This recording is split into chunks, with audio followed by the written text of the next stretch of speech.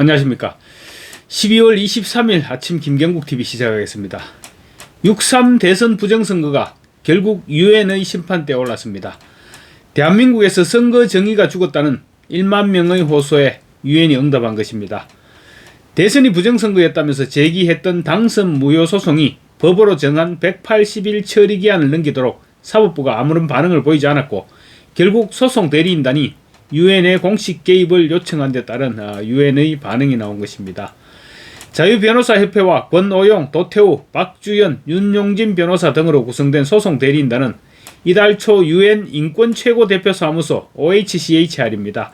그 산하 사법부 및 법조인의 독립성에 관한 특별보고관에게 대한민국 선거소송 사법체계의 붕괴를 알리는 긴급조치 요청 서한을 발송했습니다.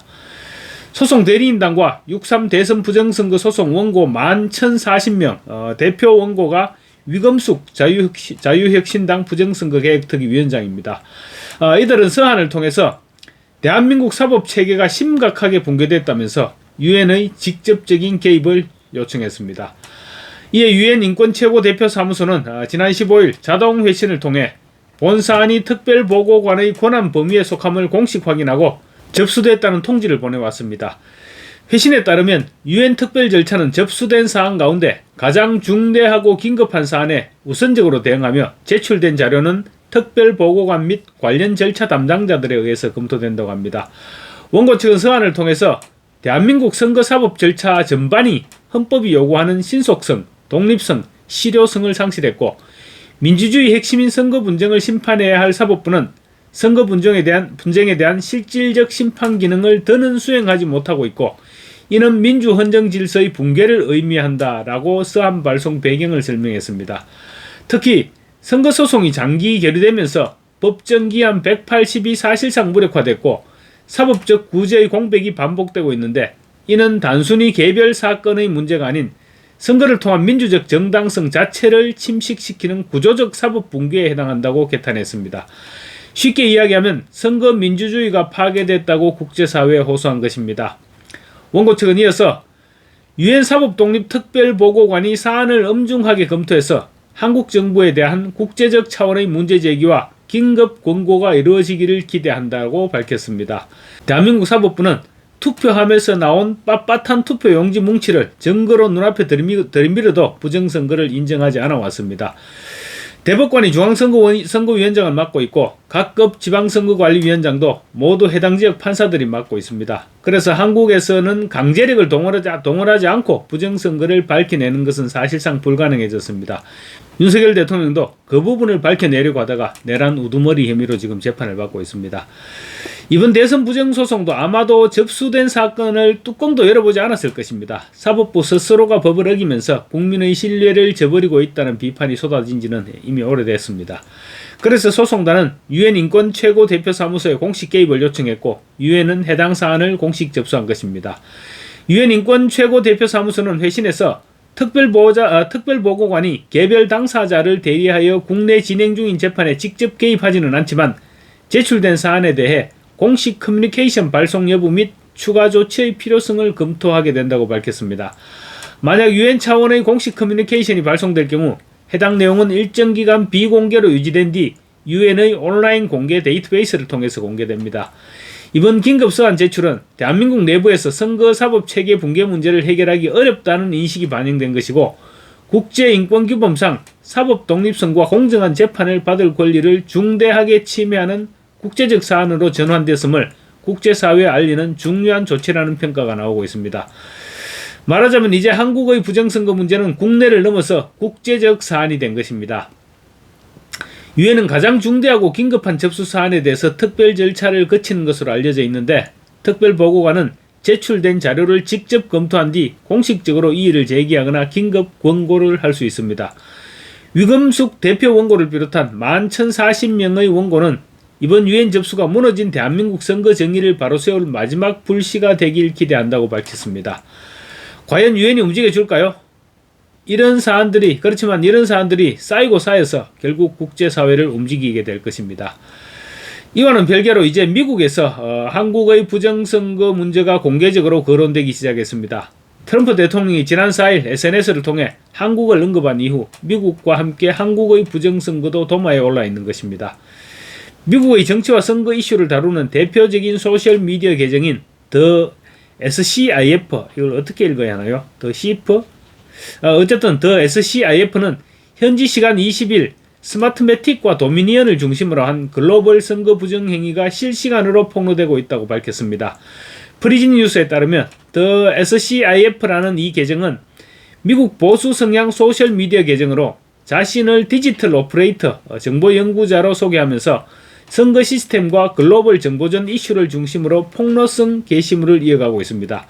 해당 계정은 베네수엘라에서 선거를 조작하는 데 사용된 동일한 기술자와 스마트매틱 장비가 미국에서 도미니언 투표 시스템이 사용하는 것과 본질적으로 동일한 기술, 동일한 하드웨어, 동일한 소프트웨어로 연결되어 있다고 주장했습니다. 이를 통해서 선거 부정 카르텔의 실체가 드러나고 있다는 설명입니다. 이 카르텔에 한국의 미루 시스템즈가 포함되어 있고, 미루 시스템즈는 미국 A웹의 자동 개표기를 납품한 회사입니다. 곧 한국이 미국의 부정선거와 연결되어 있다는 것입니다. A웹의 본진이 한국이기 때문에 이제 시선은 자연스럽게 한국으로 향하게 될 수밖에 없습니다. 해당 계정은 이를 같은 회사, 같은 소프트웨어, 같은 수법이라고 표현하면서 이러한 구조가 미국과 베네수엘라에 국한되지 않고 한국, 콩고민주공화국, 이라크, 호주, 캐나다, 필리핀 등 여러 국가로 확장되어 있다고 주장했습니다. 이들 국가의 선거관리 회사들인 미루 시스템즈와 스마트매틱 등이 동일한 소프트웨어와 장비를 통해서 서로 연결되어 있고 모두 한 통속이라는 주장입니다. 특히 한국의 미루 시스템즈의 시스템과 관련해서 콩고 민주공화국과 이라크에서 발생한 기술적 문제, 그리고 한국에서 계엄령 선포 이후 대통령이 투옥되고 선거 부정 행위가 은폐된 사건 등 국제선거 과정에서 논란을 불러일으킨 바 있다고 주장해서 큰 파문이 예상됩니다. 이 계정은 또한 스마트매틱이 최근 필리핀에서 선거관리들에게 뇌물을 제공한 혐의로 기소됐고 해당 사건은 현재 진행 중이라고도 전했습니다.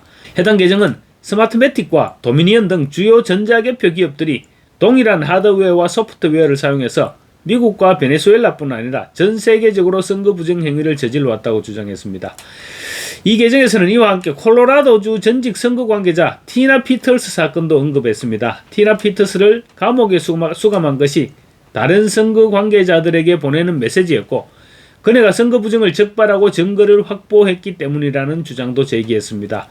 참고로 티나 피터스는 콜로라도 메사 카운티의 전 선거 공무원인데 2020년 미국 대선 관련 음모론을 쫓다가 법적 책임을 지게 된 인물입니다.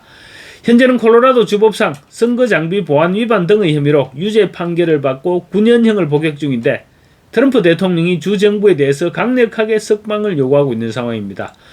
트럼프 대통령은 지난 12일 현지 시간 12일 자신의 X 계정을 통해서 민주당이 티나 피터스를 지속적으로 표적으로 삼아왔다면서 그네를 미국 선거가 공정하고 정직하길 원했던 애국자 이렇게 표현했습니다.